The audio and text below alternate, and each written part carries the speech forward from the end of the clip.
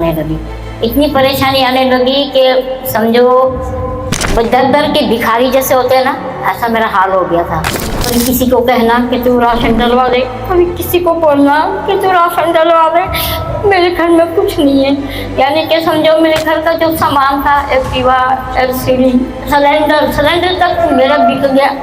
बाकी एक हमें देनी थी 2, और मैं बहुत ज़्यादा परेशान होगी कि हमारे घर वो आ गए, वो बोलते तुझे थाने में पकड़ के ले जाएंगे, पुलिस वाले तुझे पकड़ के ले जाएंगे, क्योंकि तुम्हारे ऊपर 4 किस्तें चढ़ गई है, तुम किस्त नहीं देते। सिर्फ फर्स्ट मीटिंग अटेंड, पहली मीटिंग अटेंड करने के बाद जब ये घर गए, पहले ही हफ्ते इनकी एक्टिवा की 2 किस्तें इन्होंने उतारी। तो तारीफ कीजिए परमेश्वर की। पास्टर जी आए और वहाँ पे बच्चे वर्शिप कर रहे थे और पास्टर जी बड़े खुश हो गए और पास्टर जी ने खुश होकर बोला कि आज से सब कुछ चेंज होना शुरू हो जाएगा इस बेटे के चलते तुम्हारे घर के अंदर। और उन्होंने कहा सब कुछ चेंज होगा, देखना आप। और उसी टाइम से इनका जो बंधन था चर्च में ना आने का टूट गया और फिर उन्होंने निर्णय किया कि हम चर्च आएंगे। और ये फिर अभी 2 हफ्ते हुए हैं चर्च आना शुरू हो गए। तो ये बता रहे कि अलग सा आनंद महसूस हो रहा है घर के अंदर, और जिन चीजों के लिए पहले इतनी परेशानी हो रही थी वो आसानी से वो काम भी हो रहे हैं। तो हमारे बीच में अगली गवाही है सिस्टर रितु की। ये सुभाष नगर लुधियाना की रहने वाली हैं। इनकी गवाही है कि ये 20 साल से मसीह में हैं और इस चर्च के साथ ये 2 साल से जुड़ी हैं। इनकी गवाही में ये बता रहे हैं कि ये चर्च में लगातार आ रहे थे, ये चर्च का सुसमाचार भी दे रहे थे परमेश्वर का। इस चर्च के जितने भी सुसमाचार के पंपलेट छपते हैं, लोगों में बांटते थे, चर्च के बारे में बताते थे, परमेश्वर के बारे में बताते थे। और फिर एक दिन इनका झगड़ा हो गया, चर्च में ही हो गया। मसीह सिस्टर है इनकी, उनके साथ झगड़ा हुआ। सिस्टर क्या हुआ आपके साथ? फिर बहुत ज़्यादा मतलब प्रॉब्लम आ गई और मैंने आना जाना छोड़ दिया। मैं बोली अब मैं कभी चर्च नहीं जाऊँगी, अपनी बहन से भी कोई नाता नहीं रखूँगी, ना मैं पास्टर जी को बुलाऊँगी कभी। तो मैंने आना जाना बंद कर दिया जब, तो मेरे ऊपर बहुत ज़्यादा परेशानी आने लगी, इतनी परेशानी आने लगी कि समझो दर दर के भिखारी जैसे होते हैं ना, ऐसा मेरा हाल हो गया था। कभी किसी को कहना कि तू राशन डलवा दे, कभी किसी को बोलना कि तू राशन डलवा दे। मेरे घर में कुछ नहीं है, यानी कि समझो मेरे घर का जो सामान था, एक्टिवा, एलसीडी, सिलेंडर तक मेरा बिक गया। लेकिन एक अंदर ढीठपन होता है ना, और ढीठपन अंदर था, नहीं आती थी। मैं बोलती जो मर्जी है मैं नहीं जाऊँगी। लेकिन इस बार ही जब हमने एक्टिवा की किस्तें देनी थी 2, और मैं बहुत ज़्यादा परेशान होगी कि हमारे घर वो आ गए, वो बोलते तुझे थाने में पकड़ के ले जाएंगे, पुलिस वाले तुझे पकड़ के ले जाएंगे, क्योंकि तुम्हारे ऊपर 4 किस्तें चढ़ गई है, तुम किस्त नहीं देते हो। मैंने बोला मेरे पास अभी नहीं है, मैं कहाँ से दूँ तुमको? कहता नहीं है वो किस्त हमको दो। मैं बोली मेरे पास नहीं है, मैं कहाँ से दूँ? तो वो लोग किसी को फ़ोन करने लगे कि आप पर्चा कटा दो, इनको लेके जाना है। मैं बहुत रोई, मैं किस किस को फ़ोन नहीं किया कि मेरी हेल्प करो, मैंने किस्त देनी है, मैं कहाँ से लाऊं पैसे? किसी ने हेल्प नहीं किया। और एंड में 7-8 बजे जाके मैं एक सिस्टर के घर बैठी हुई थी, उससे अपनी दिल की बात शेयर कर रही थी। तो वो भी बेचारी इधर उधर हाथ कर मार रही थी। मैंने कहा मैं अपनी अलमारी बेच दूँगी, लेकिन मुझे पैसे चाहिए, मैं किस्त देनी है। फिर परमेश्वर का धन्यवाद हो, मैंने अपने आप को परमेश्वर के हाथ में सौंप दिया। मैं क्या परमेश्वर तेरे वचन में लिखा है कि मैं तुझे इतना परीक्षा में नहीं डालूंगा जितना तेरे सहने से बाहर हो जाए। खुदा अब तू मुझे इस चीज़ से बचा ले परमेश्वर। जैसे फ़ोन किया तो 8 बजे मेरा बेटा बाहर है, उसने फ़ोन किया कि तो मम्मी मैंने तेरी 2 किस्तें डाल दी। मैं परमेश्वर का बहुत धन्यवाद करती हूँ कि 2 किस्तें उसने भर दी। हालेलुया। इन्होंने अपनी गवाही में लिखवाया कि जब इनका झगड़ा हुआ, परमेश्वर के दास से भी इनका गुस्सा हुआ और ये सुसमाचार देते थे, इन्होंने सब कुछ बंद कर दिया, ये परमेश्वर से पीछे हो गए। जब ये बहन गवाही लिखवा रही थी तो इन्होंने बोला मेरे दिमाग में, मैंने बोला आप पीछे क्यों हट गए झगड़े के कारण? तो बोले मेरे दिमाग में आया मैं इनसे अलग होकर भी कुछ कर सकती हूँ, मुझे क्या होगा इनसे अलग होके। हालेलुया। तो ये घर पे बैठ गए, तंगी आनी शुरू हुई। वचन में लिखा है जो बाड़ा तोड़ेगा उसे सर्प डसेगा। हालेलुया। ये बाड़े से बाहर होगी, परमेश्वर की सुरक्षा कवच से बाहर होगी। तो शैतान तो बैठा है फाड़ने के लिए, खासकर परमेश्वर के लोगों के ऊपर तो उसकी खास निगाह रहती है हर वक्त, है ना। तो ये बोले कि मैं क्या अगर नहीं जाऊंगी तो क्या नुकसान होगा। ये बोलते हैं कि मेरे घर में कमाई का साधन भी था, 18,000 तक हम कमा भी रहे थे, फिर भी घर में तंगी थी, कुछ समझ नहीं आ रहा था, ना किस्तें दे पा रहे थे, एक्टिवा गिरवी पड़ी थी। जो लोग आते थे कंपनी वाले वो हमें तंग करते थे, बेइज्जती करते थे, पुलिस में पकड़वाने की धमकी देते थे। तो कहते मैंने यही बोला कि परमेश्वर ऐसी परीक्षा में नहीं तू डालता जो मेरे सहने से बाहर हो। हालेलुया। तो ये बता रही है 2 हफ्ते पहले ये चर्च में आई, इनको परमेश्वर ने जब ये रो रही थी तो इन्होंने बोला परमेश्वर ने मुझे बोला कि तुमने चर्च आना छोड़ दिया। हालेलुया। वचन में लिखा है परमेश्वर ने कहा है तुमने मेरे से पहले जैसा प्रेम छोड़ दिया। तो परमेश्वर ने इनसे बात की, इनको गलती का एहसास हुआ, ये चर्च में आए, इन्होंने माफ़ी मांगी और माफ़ी मांग के इन्होंने यहाँ पे बैठे 2 हफ्ते पहले सिर्फ, और इन्होंने अपना 10वां हिस्सा निकाला, इन्होंने बीज बोना भी बंद कर दिया था। हालेलुया। तो ये बीज की ताकत है, सुसमाचार की ताकत, सारे सवालों के जवाब है इन गवाहियों के अंदर। सिस्टर आपको किसी ने कंपेल किया, धक्का किया कि आप चर्च आओ नहीं, बीज बोने के लिए? नहीं, नहीं। इनको पता था बाइबल का वचन है ना, बीज बोना, कि मैंने बीज बोना भी छोड़ा है ना। तो ये आए और उन्होंने बीज बोया, माफी मांगी परमेश्वर के आगे, परमेश्वर की दया को मांगा। परमेश्वर तो दयावान है, वचन में लिखा है धर्मी 7 बार गिरे तो परमेश्वर 7 बार उसे उठाता है। हालेलुया। गिरा नहीं रहने देता। तो परमेश्वर ने इनका हाथ पकड़ा, इनको उठाया।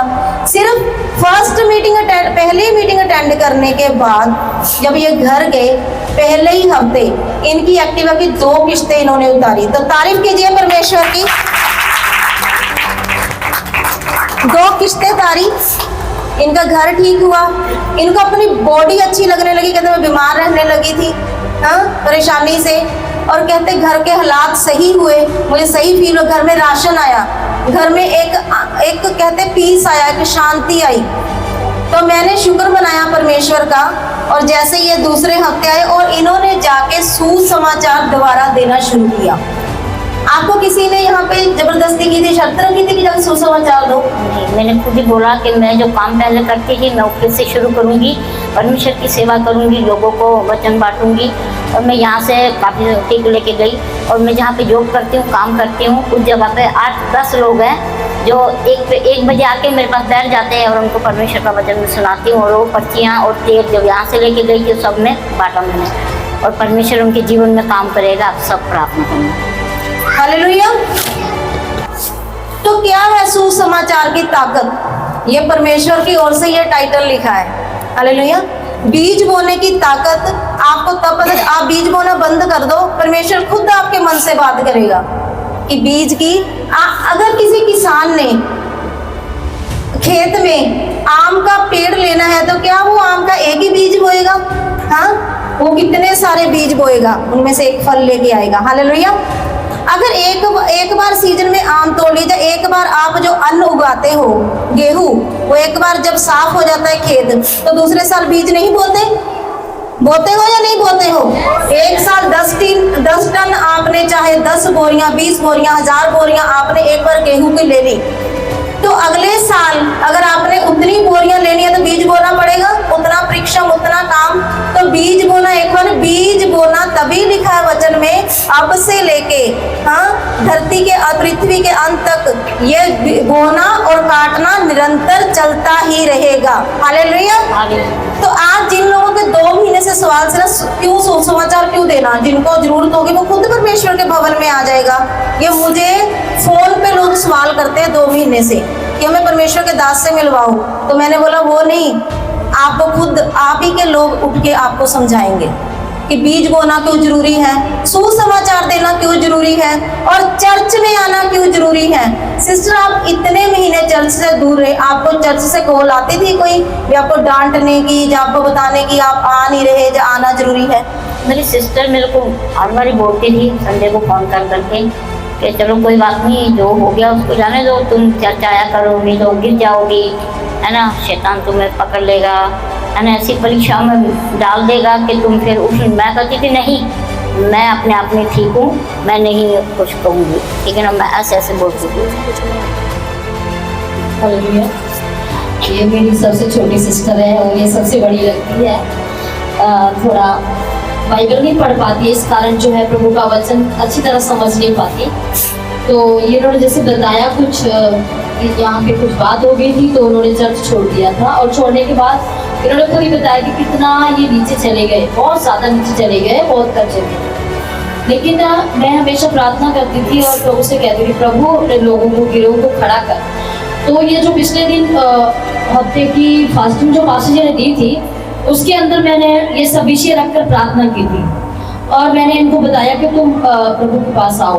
तो ये तो मतलब कि एकदम शर्मिंदा महसूस करते थे कि चर्च में जाना ही नहीं, शर्म भी महसूस करते थे कि हमें जाना ही नहीं है। तो इनकी बेटी का जन्मदिन था और वो हमारे घर पे रहती है और वो वहीं पढ़ती है। तो इनकी जन्मदिन में पास्टर जी आए और वहाँ पे बच्चे वर्शिप कर रहे थे और पास्टर जी बड़े खुश हो गए और पास्टर जी ने खुश होकर बोला कि आज से सब कुछ चेंज होना शुरू हो जाएगा इस बेटे के चलते तुम्हारे घर के अंदर।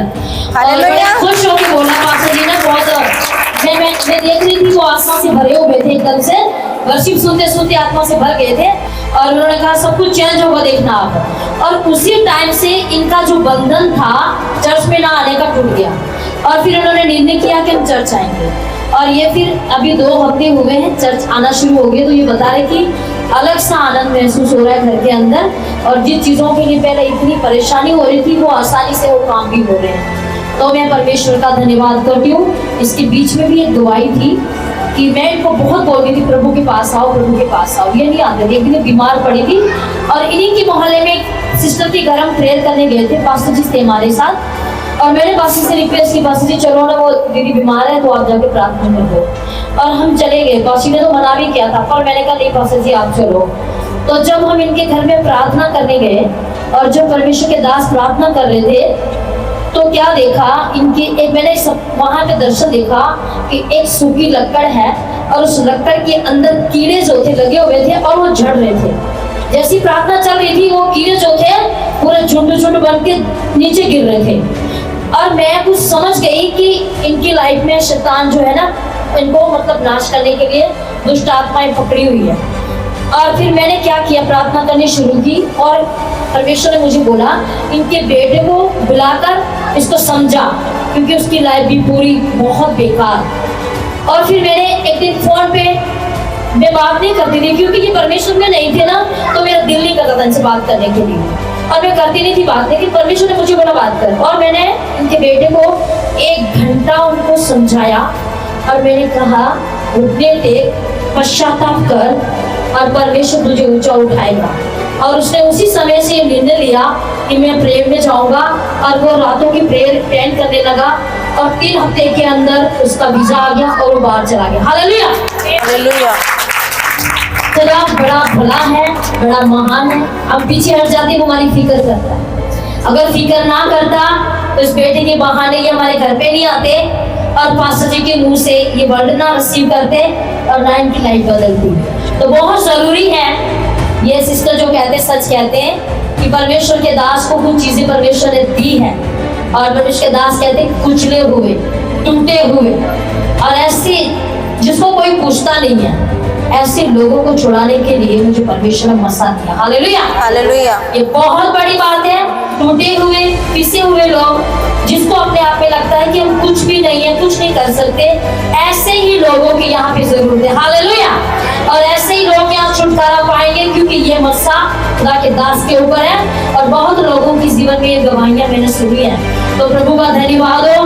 और मैंने इनसे कहा, मैंने बोला कि मुझे प्रभु ने बोला है तूने अपना काम छोड़ दिया। ये जाते थे ट्रैक्स बांटते थे, ये किताबें बांटते थे चर्चों में, अपने फैक्ट्री में जाकर लंच के टाइम छुट्टी करके, तो इन्होंने छोड़ दिया था। मैंने बोला कि तुम जाओ अभी यहाँ से लेके जाओ और तुम बांटना शुरू करो, तुम्हारा काम तुम शुरू करो, परमेश्वर तुम्हारे घर में काम शुरू करेगा। तो इस बात की खुशी है, परमेश्वर का धन्यवाद है कि प्रभु हमें कभी नीचे होने नहीं देती। अभी हमने गीत सुन रहे थे ना वो कल्ले रहने देता, ना वो रोन देता और थले डिग्यानू उठा लेता। हालेलुया।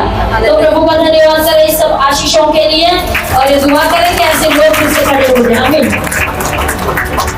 इस सिस्टर की दूसरी गवाही